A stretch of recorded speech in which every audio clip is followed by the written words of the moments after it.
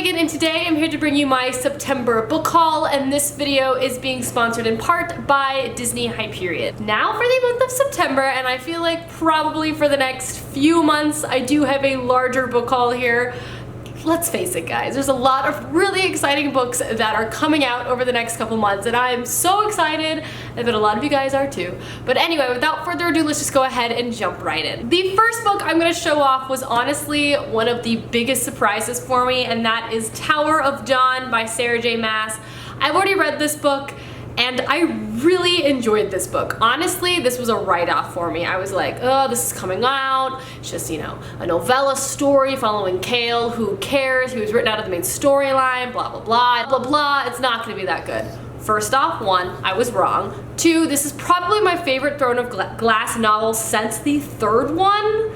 And three, I don't think I'm alone in this. I've seen so many really positive reviews about this. I've also read a lot of Own Voices reviews about this book before I even dove in, as this novel does deal a lot with disability, specifically wheelchair representation.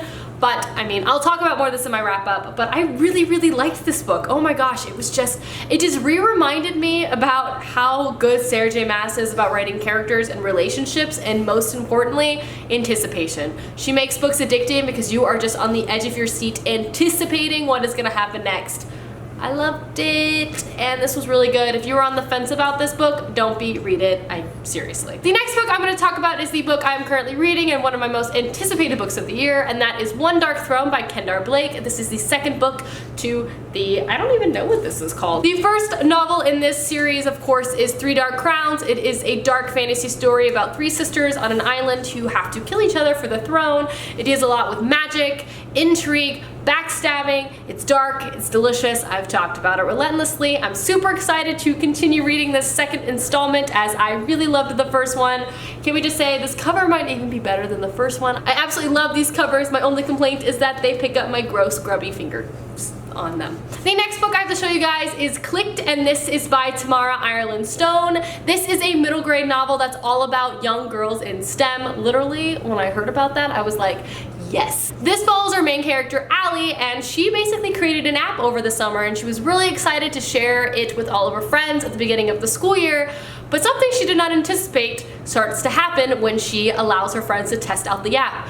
It begins to go viral. The app is all about making friends and making connections and being able to meet people within your own interests online through the app. But something begins to happen that Allie did not anticipate, and basically makes her have to solve a bug in the app before it reveals all of her friends' secrets. Additionally, all the data that Allie is able to collect in this app, she feels like it's going to be able to allow her to finally beat her arch nemesis, Nathan, at the upcoming youth coding competition. Honestly, middle grade, female coder, I mean, this just sounds so fantastic. Obviously, I'm a huge fan of middle grade, but what really excites me is to see the narrative of a young female pursuing coding. I feel like that's not something we really see very often. I think it's really empowering as an adult, but to young women and young girls as well, as they read this and be able to see themselves in this role potentially if they find it interesting. Stories like this are just so incredibly important, and I'm excited to read this myself, and just in general happy it exists. Next up is another new release, and that is The Dreadful Tale of Prosper Redding by Alexandra Bracken. This is another middle grade story that I've been highly anticipating. This follows our main character, Prosper Redding, who is part of a very illustrious and rich family. However, about 8 generations ago, Prosper's great-great-great-great-grandfather made a deal with a demon, and therefore the family has been cursed. Unfortunately for Prosper, that means he is now possessed by this demon who is bent on destroying the family. So this whole story is about Prosper trying to prevent that from happening, and also gaining control over his body once again. Just reading the synopsis of this book and also hearing preliminary reviews, this sounds like a dark but witty and kind of like a dark comedy middle grade story. I'm excited about it. I really enjoy Alexandra Bracken's writing, and I'm excited to see how she tackles middle grade stories. Next book I'm going to talk about is Sourdough by Robin Sloan. This is Robin Sloan's newest release, and it was actually one of my book of the month selections. I've actually already read this book as well, and I really enjoyed it, but I'll talk about that more in my wrap up. But this follows our main character who works in Silicon Valley. She spends her days endlessly coding robotic arms to essentially, you know, mimic human tasks. She works very long hours. She lives a kind of very depressing life. One day she kind of stumbles upon this mysterious cafe that delivers her favorite food that she's ever had, including bread. However, one day this cafe decides to move on, but they gift her their very own starter. The starter is used to make bread. Lois then begins to start making bread herself, falls deeply in love with the practice of creating something with her own hands, and she kind of sends her on a journey from there. Don't be fooled though, this book is very peculiar as there are faces being somehow mysteriously baked into this bread. I don't really want to say much more than that, but it is definitely very peculiar, very heartwarming, and honestly, very tasty sounding. The next book I'm going to talk about was a complete and total impulse buy. I legitimately saw it on my Instagram and I was like, I'm gonna buy that book. That is The Dollmaker of Krakow by R.M. Romero. This is a fiction story set in Poland, and it follows our main character who is a living doll who's living a doll existence until one day she is transported and spirited away to Krakow, Poland. There she meets friends, she becomes part of a family, but all of that is shattered when the Nazis invade Poland. This story combines folklore and magic with very true and harrowing historical events. It sounds very unique and very, very beautiful, and I'm very excited to hopefully read this soon. The next book I have to show you guys is Wonder Woman Warbringer by Leigh Bardugo. I don't know about you guys, but I saw Wonder Woman in theaters and was very inspired, and then I saw Leigh Bardugo was writing a Wonder Woman book and I got even more excited about Wonder Woman. This is Diana's origin story. I've heard that it's very, very good, but slightly different than the movie, which is also exciting as it'll be a different take on Diana's story in itself. I've heard really good things about this. I have, you know, a lot of great experience reading Leigh Bardugo's books, and I also really love Wonder Woman. I don't want to read too much about the synopsis as I already have seen the movie, so I just kind of want to go into this novel as blind as possible, but I mean also Wonder Woman. The next book I have to show you guys is Little Fires Everywhere by Celeste Ng. Celeste Ng is one of my favorite authors, and I previously read her debut novel, Everything I Never Told You, and absolutely loved it, so when I saw she was releasing a new book, I could not wait to get my hands on it. This is another suburban tale between two families whose lives begin to intertwine. This is set in Ohio, in the most suburban neighborhood you can possibly think of. Everything is the same, everything is organized and controlled by the housing committee of the neighborhood. One of our main characters, Elena Richardson, is very much a part of that very orderly existence. She basically feels like everything has a role to play and everything should fit very nicely in the world because of that.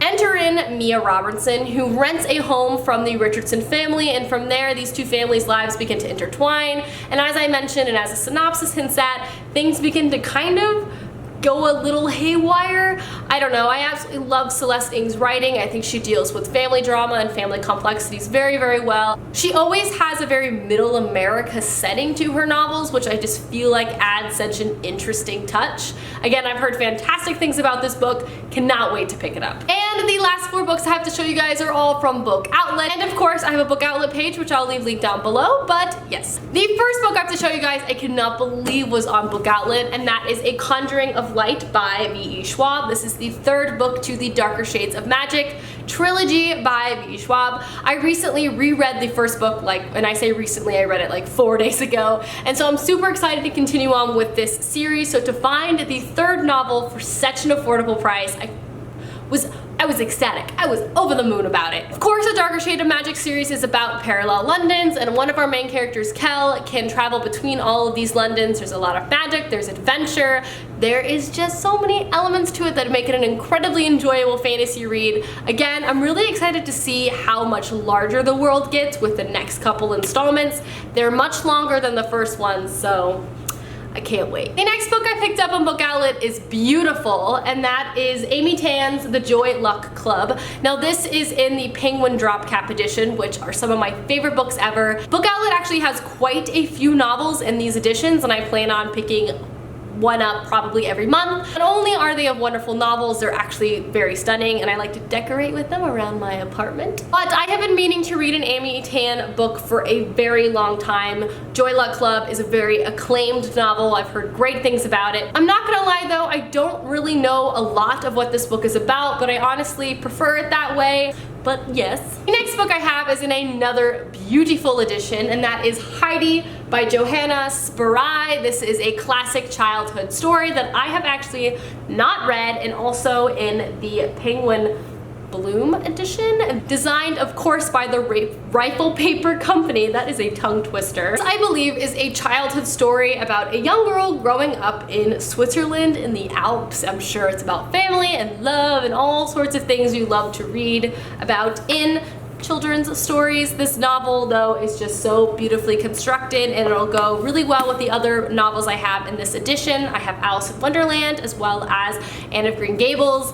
They're so stinking cute. And the last book I picked up from Book Outlet was such a great find, and that is The Rest of Us Just Live Here by Patrick Ness. This is a novel I've already read and really enjoyed, and unfortunately my copy got lost in the shuffle of the move. That ended up being a little serendipitous because this is a signed first edition that I got on Book Outlet. Like, can we talk about this? This is signed by my favorite author, Patrick Ness, and I can't even deal. This basically follows everyone else surrounding the Chosen One narrative. That's right, this is a story that has the world-saving hero narrative in the background. It's happening in this world. There's zombies or something, aliens going on, but we don't follow that string of narratives. But instead we follow a group of normal teenagers that are just living in this world and having to deal with the obnoxious things that the Chosen One does, be it destroying their school, disrupting their school dance, and also we follow them deal with their real life everyday problems in the setting of the world is kind of ending. This novel is very, very clever, quirky, and just very well written, as you would expect from Patrick Ness. I really, really enjoyed it, and now I have a signed copy. Alrighty guys, that is my September book haul. A bit of a doozy of one. I think that was pretty decently sized.